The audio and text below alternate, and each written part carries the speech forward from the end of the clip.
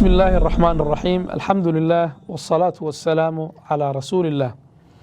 ولا ليال السلام عليكم ورحمة الله وبركاته وبرنامج كيني البحن ماذا ما أنتنا وحلقة دي شنات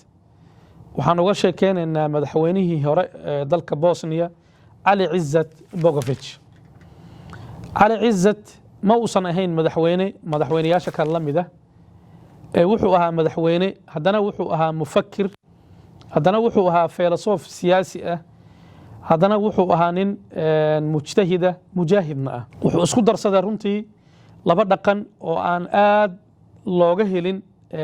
bilaadanka midka koowaad wuxuu ahaa nin mufakira oo mujtahida oo filosofa oo siyaasi oo muxannag ah dhinaca kalena wuxuu ahaa nin mujaahida oo halgamaa ah una soo dagaalamay dalkiisa iyo shacabkiisa reer Bosnia in gumaadka laga ilaaliyo wuxuuna ahaa madaxweynihii ugu horeeyay ee Bosnia dadka muslimiinta ah madaxweyne u noqday loolan dheerna u soo galay in dadka iyo shacabka muslimiinta ee reer Bosnia ay helaan dawlad ay u madax bannaan yihiin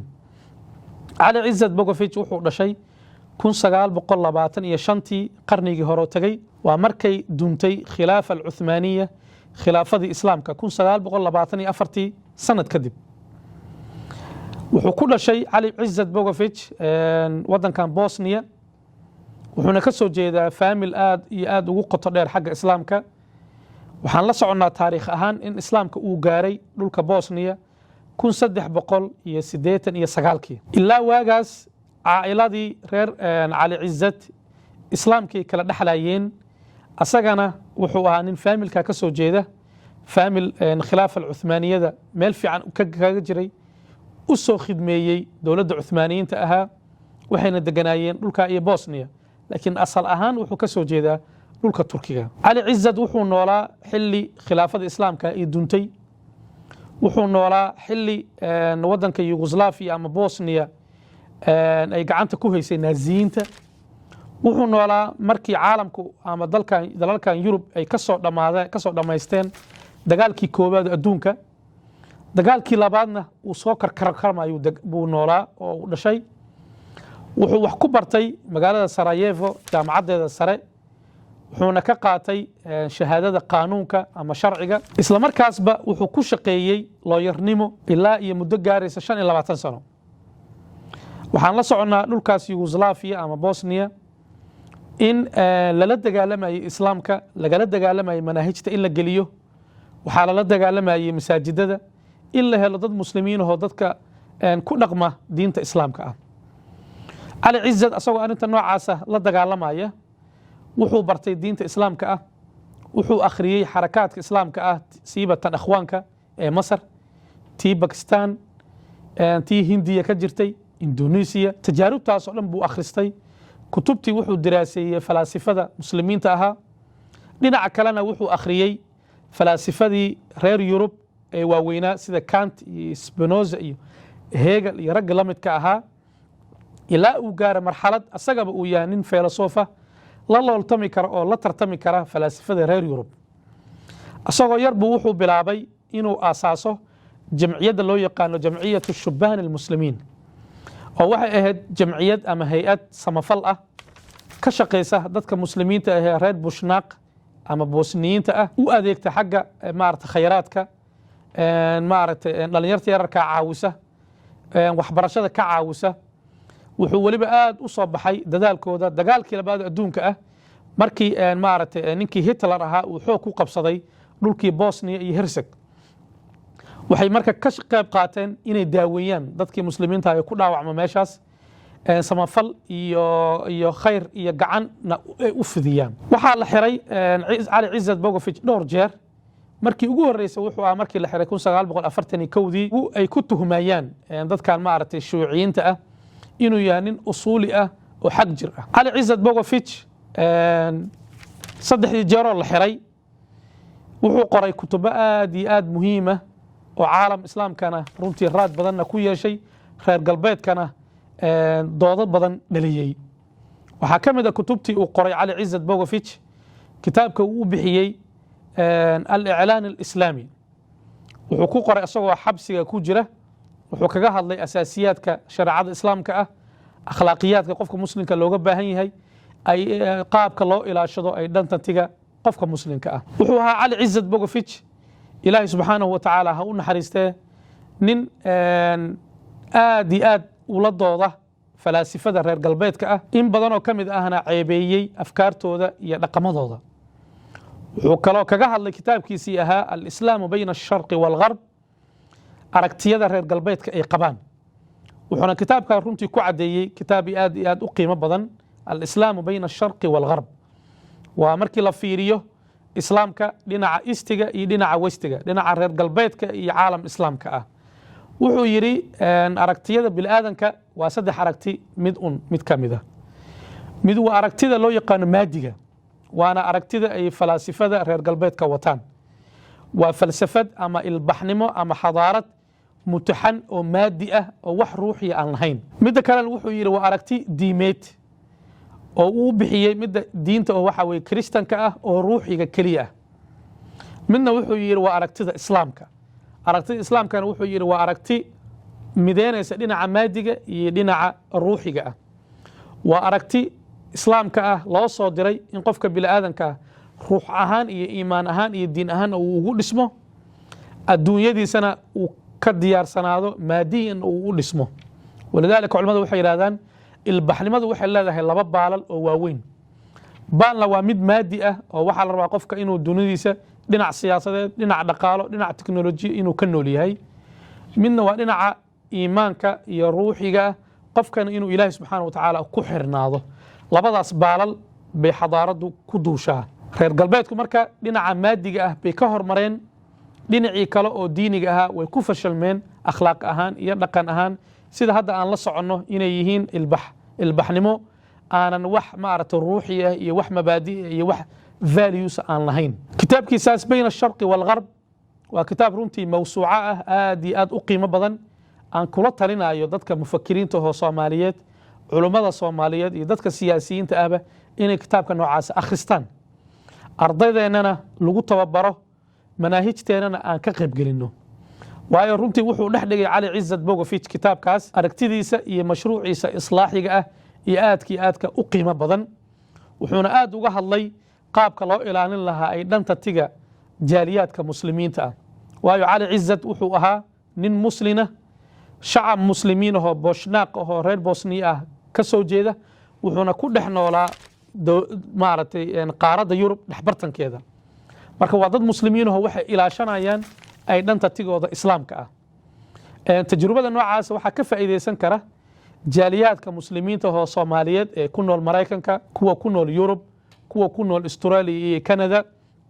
qaabka qofka muslimka ah asagoo ilaashanaya ay dhantantigiisa, ilaashanaya islaamnimadiisa, siduu ugu noolaan lahaa dhulalkan reer galbeedka ah, wada noolaansho wanaagsan asagoo aana ku milmeenin. taasaa waxay tahay sidee ilkana loo ilaaliyaa, xeegana loo xagtaa. sidee ugu noolaanaa waddamadan reer galbeedka ah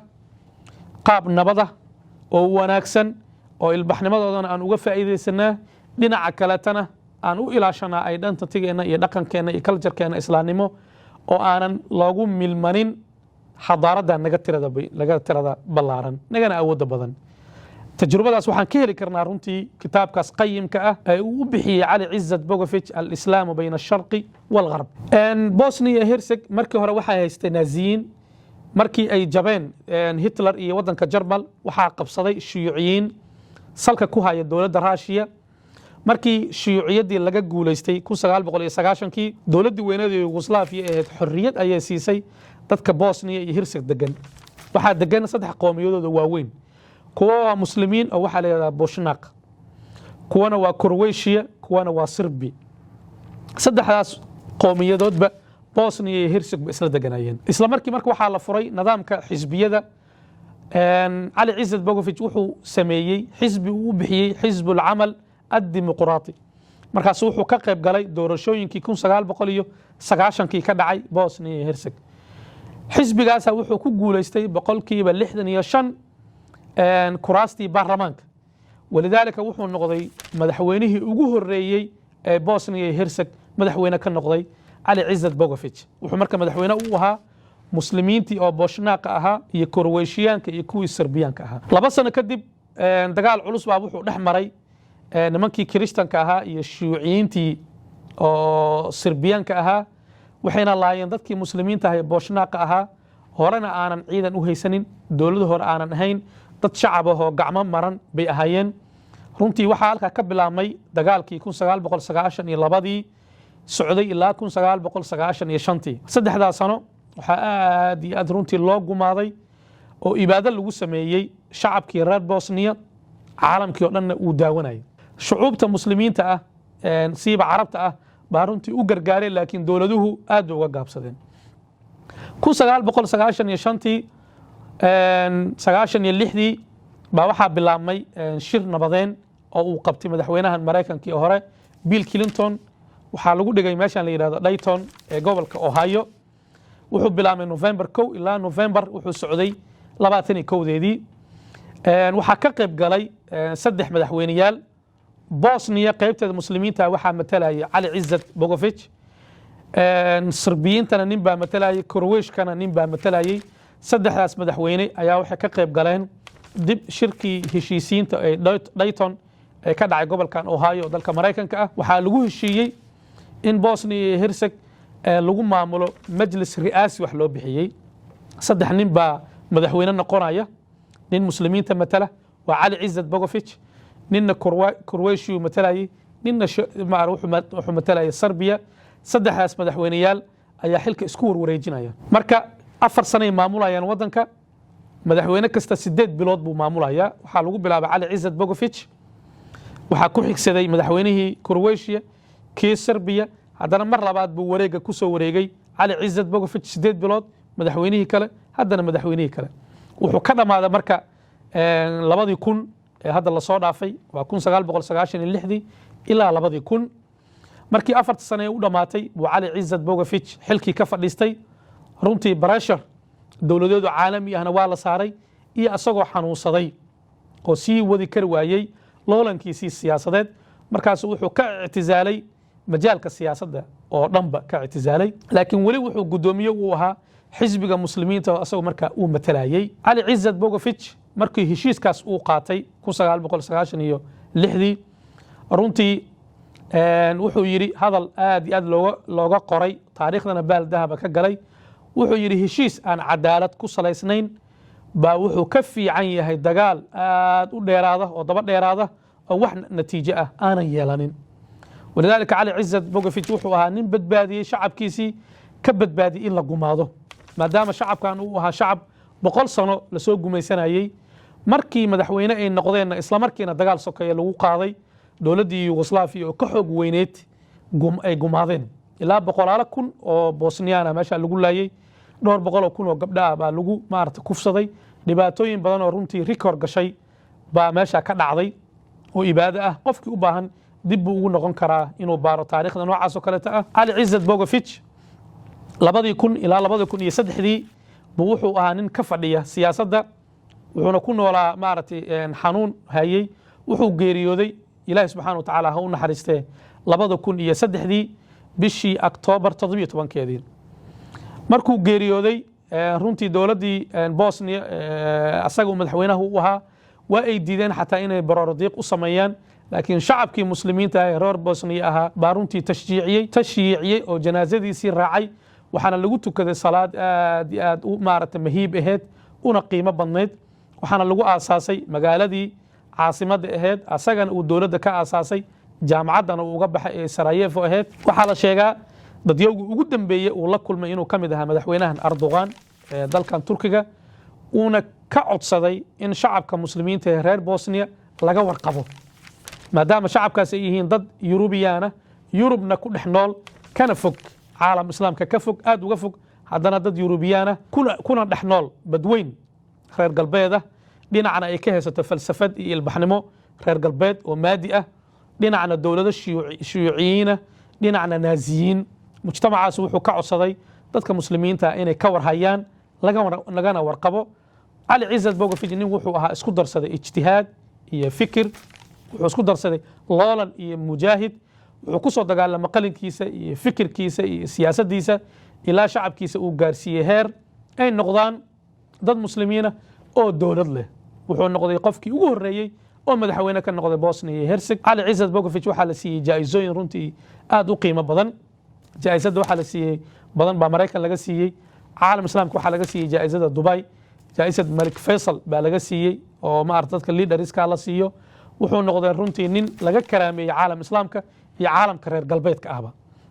wuxuuna ka tegey tajrubo runtii aad iyo aad u qiimo badan oo ah in qofka muslimka ah uu isku dheelitiro diintiisa iyo wadankiisa waana midda maanta xalaqadan aan ka qaadanayno oo ah maasajka ama risaalada ama dhambaalka aan idinkaga tagayo qofka muslimka ah ha isku dheelitiro iimaankiisa iyo mabaadi'diisa diiniga ah iyo wadankiisa lama baahna qofka inuu wadankiisa la dagaalamo ama wadankiisa uu maaragtay ama uu burburiyo waa in qofka fikirkiisa iyo mabaadi'da uu aaminsan yahay uu ku dhintaa marka wuxuu ahaa cali ciisad bogovic nin mabaadi'diisa waagu ardayga ahaa markuu dhalinyarta ahaa markuu looyarka ahaa markii xabsiga la geliyey markii kutubta uu qoray markii xisbigii camalka siyaasiga ahaa uu abuuray markii madaxweynaha loo doortay xilligii mujtamaciisa dagaalka uu galay markii nabadda uu gaarsiiyey haddana markuu madaxweynaha u noqday ilaa markuu xilka ka fadhiistay nin wuxuu ahaa mabda'iisii diiniga ahaa iyo wadankiisaba ku taagan aan noqono dad mufakiriina diintoodana ilaashada ay dhantatigooda ilaashada wadankoodana wax walba ka hormariya inta kulan kale aan ka gaarayna waxaan idin leeyahay walaalayaal assalaamu calaykum waraxmatullaahi wabarakaatuh